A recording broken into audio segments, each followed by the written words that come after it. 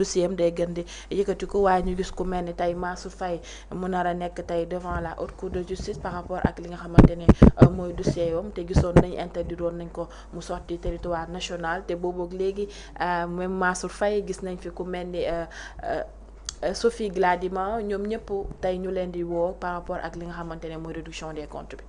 waaw pour le cas Mansour Faye xam nga avant ñu koy jox këyit bi koy interdire mu génn territoire sénégalais. dañ ko njëkk interdire d'abord c'est-à-dire dafa dem aéroport di tukki ñu ne ko mënoo tukki. ñu toog diir doog ko notifier. cela veut dire que avant ñu koy notifier avant këyit bi di ñëw liñ ko doon def yépp dañ ko doon tooñ. tooñ la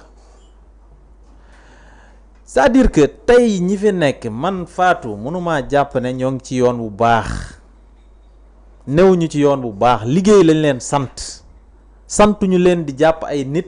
di xoqatal ay nit di toppee ay nit ay 1 million ak i 2 millions loolu dafa ruslu sax à la limite c'est honteux pour un état ay ñaari clim pour un ministre de la République ay 1 million pour des artistes mais c'est compliqué dans ce pays mais kenn ñemeetu la def affaire ah kenn ñemeetu la def affaire moo tax réew mi yërëm naa réew mi parce que am na ñoo xamante ne tey yor nañ seeni alal mais bëggatuñoo investir Sénégal parce que wóolootuñu justice Sénégal wóolootuñu ni muy doxee ñoo ngi toog ne patt di seetaan parce que nag lii mooy instabilité doo jël sa xaalis dugal ko ci réew mu instable lii mooy instabilité même bu fekkante ne amul guerre amul conflit mais tu sens y a la perception tu sens que lii nii jëmul fu baax bu ko defee nga téye sab xaalis balaa ngay investir sa xaalis ba pare après ñu lay àtte ñàkkal pour des questions de détail un ministre de la République quand même quand haute cour de justice boo ko taxawalee encore une fois fii la mosoon a nekk mais boo ko activer mais ñi ngi fay yóbbu na fekk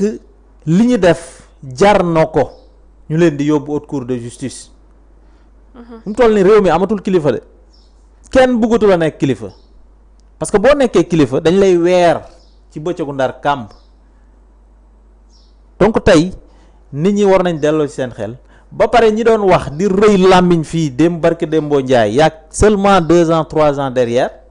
ñoom kenn gisatu leen réer nañ daa mel ni dëkkatuñu Sénégal génn nañ Sénégalais ñoo ñan la noonu mooy ñi nga xamante ne ñoo fi doon toog naan wéy voilà dañ doon teg injustice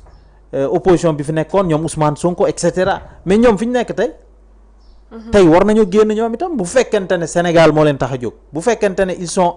impartiaux mën nañoo jóg wax li xew jamono ji mooy yenn imam yeeg yi ñenn ñi nga xamante ne c'est des universitaires ñi nga xamante ne peut-être jàppee nañ seen bopp de grandes autorités mais démb liñ doon wax mais moo fi nekk di xew di wala sax pire parce que am na ñu fi jàpp ñoo xamante ne dañ leen a tooñ dugal leen ci kaso bi mais tey ñooñu war nañ génn wax parce que mën nañ jàpp ne Sénégal fi mu jëm nii wax dëgg yàlla jëmul fu baax ba pare ñi fi nekk balaa ñuy rendre compte ne li ñuy def dara baaxu ci ñu dem ba ci kanam looluy dëgg gis nga réew xam nga ban problème dëgg-dëgg la ñu am problème économique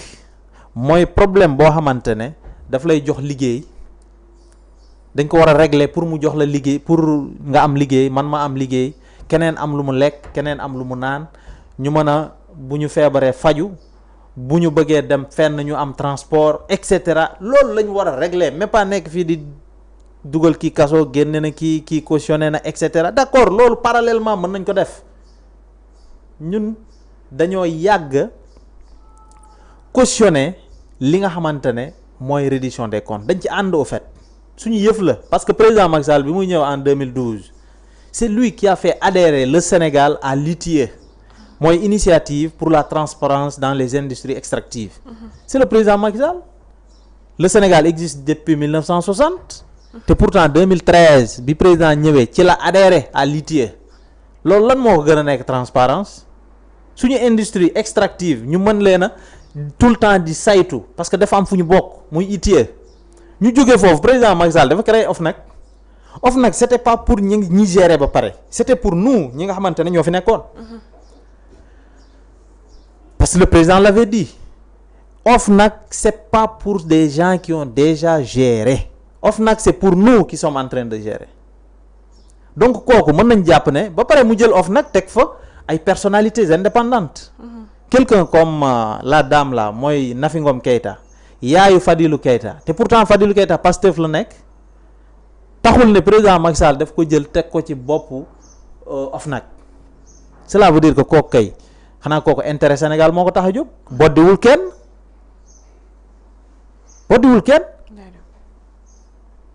kooku tey la ñuy àtte ñàkkal quoi ñu ne woy dañ koy yóbbu haute trahison la def et cetera alors que haute trahison ce n'est même pas défini dans la constitution président Macky Sall ñii mën nañ ko tëj nga yaakaar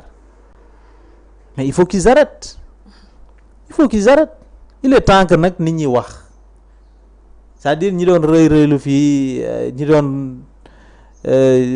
voilà ñi fi doon woddoo làmmiñ à un certain moment il faut que ñu génne seen làmmiñ ñoom it ñu wax mais looluy dëgg parce que président Macky Sall lan la fi def bañ koy àtte ñàkkal comme ça alors que boo génnee ci dëkk bi foo sànni sa bët daj réalisation président Macky Sall loolu c'est factuel au fait moo ngi fii tege kenn mënu ko weddi te nag président Macky Sall mooy nit koo xamante ne fii ba 50 ans fii ba 100 ans les gens parleront de lui grâce à ses réalisations mais Sénégalais yi gis nañ njëriñu président Macky Sall tey parce que ñi fi toog guddeeg bëccëg te loolu man dama jàpp ne sax gis nga le président Abdoulaye Wade disait que quand tu es dans la politique il faut que les gens parlent de toi en bien ou en mal président Macky Sall nag ñoom dañ xamul ne li ñuy wax ci moom nii ça le maintient en vie politiquement parlant mais xamuñu loolu ndeysaan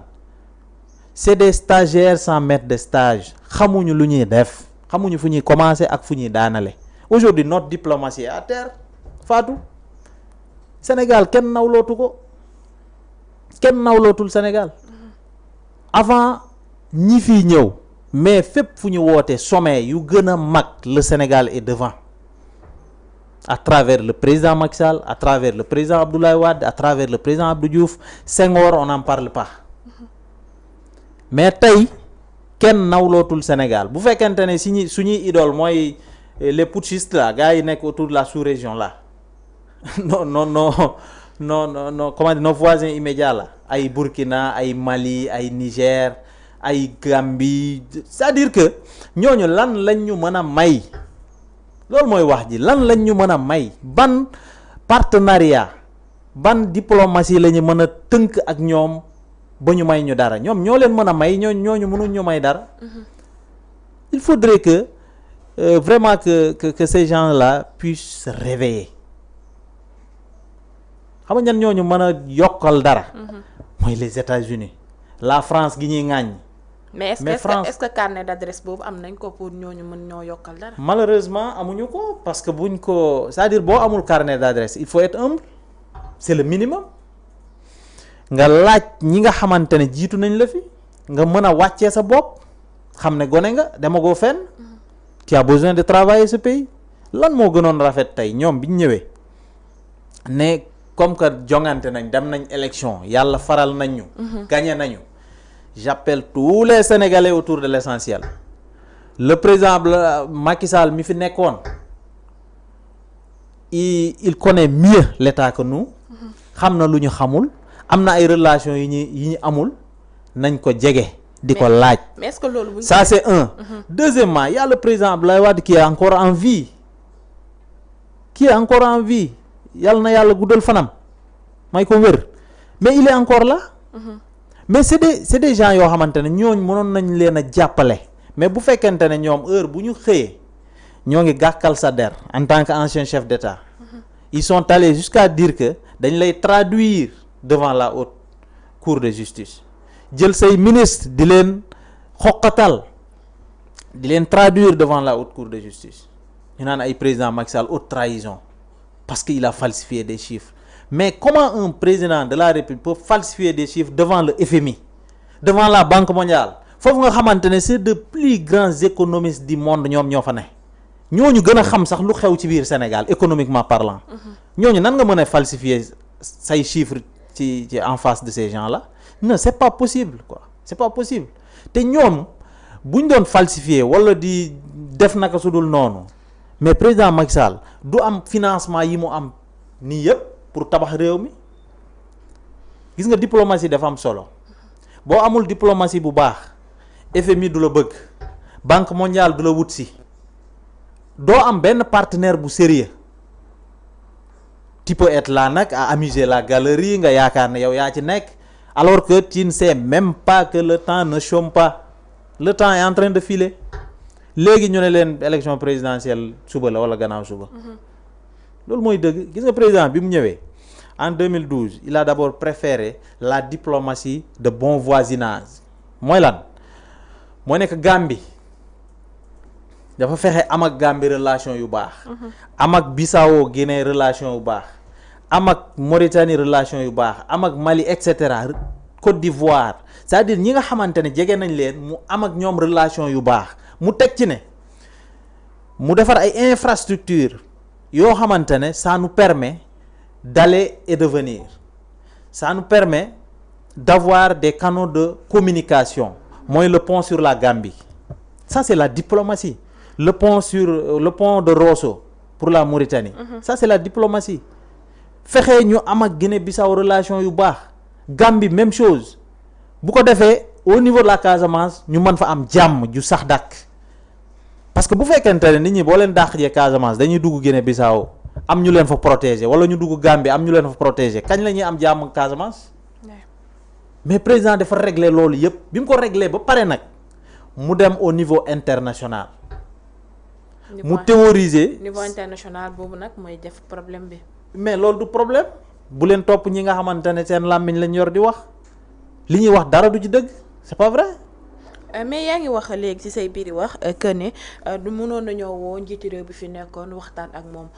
ngir xool naka lañ war a mën a xoolee tabaxee réew mi. mais Moussa loolu bu ñu ko defoon est-ce que nekkul contredire seen bopp, ndax taxaw nañ fi démb ŋàññi leen que ne ñoo caax-caaxee alalu réew mi nga bëgg a toogaat ak moom kooku sur la même table. gis nga sa ego mënoo ko tolloole ak sa ambition réew. sa ego da nga ko war a teg fële, parce que liñ la sëf a tax. mooy réew lañ la sëf. sa ego warul tax nga yàqal sam réew. mieux vaut sa ego boobu nga teg ko fële dem wuti li nga xamante ne mooy defar réew mi. tu te contredis parce que ñoom ils sont en train de se contredire nuit et jour, matin midi soir, malheureusement. mais VAR yaa ngi fi. lépp lu ñu waxoon démb tey ji ñoo ngi weddi seen bopp. naa xamoo ne VAR moo nekk seen opposant le plus farouche. parce que lépp lu ñu waxoon démb ils se sont rendu compte aujourd'hui que ne mënuñ ko def, duñ ko sax jege parce que fi ñu nekk nii man jàppoon naa ne bu ñu ñëwee au bout de quelques années, parce que bul fàtte ne dañ bindoon seen ab livre nee nañ livre solution la woon. bu ñu yegsee ci réew mi duñ ci teg ay weer ñu appliquer li nekk ci livre bi, bu ko defee Sénégal développé wu. mais tey xanaa livre bi da leen rër, kenn gisatul livre bi de. ça c'est un. Deuxièmement, ñoom ñoo ne woon réalité du pouvoir amul. ñoom bu ñu ñëwee dafa am ay niche de taxes et d'impôts yoo xamante ne chaque année ñoo ngi koy yàq. yooyu buñ ko dajale jarul sax ñuy wuti ay jarul ñuy wuti ay emprunt, c'est-à-dire jarul ñuy lebi. mais bi ñu yegsee leb lañ njëkk a def. ils sont contradictoires parce que newoon nañu FMI gisuñu benn réew boo xamante ne FMI ko développé, te bi ñu ñëwee dañoo wuti FMI dem xooli li ñu leb. c'est contradictoire. ay Banque mondiale c'est contradictoire. ñoo ne woon ay endettement ak yooyu ci ay caaxaan la. mais yaa mës a gis réew boo xamante ne endetté wul. mais les États-Unis tey jii en matière de développement c'est la référence. mais ñoom ñoo gën a bari la ci wàllum dette. Le Japon même chose, la France même chose. Donc ñoom li ñuy wax xamuñu ci dara dañ leen a jox loo xamante ne dafa diis ci ñoom malheureusement sénégalais yi nag jàpp naa ne petit à petit ñoo ngi ci rendre compte ne ñi jox réew mi ay amateur lañ te jëmale fu ñu réew mi fenn parce que koo xamante ne amul parcours bu doy du parcours politique du parcours institutionnel koo xamante ne amul discours bu baax humilité amoo ci lenn mais pour nga développer aw réew dafay jafe parce que ce sont tes discours d'hier de va-t-en-guerre ce sont tes discours d'hier yu bon yi ñoo lay rattraper jamono ji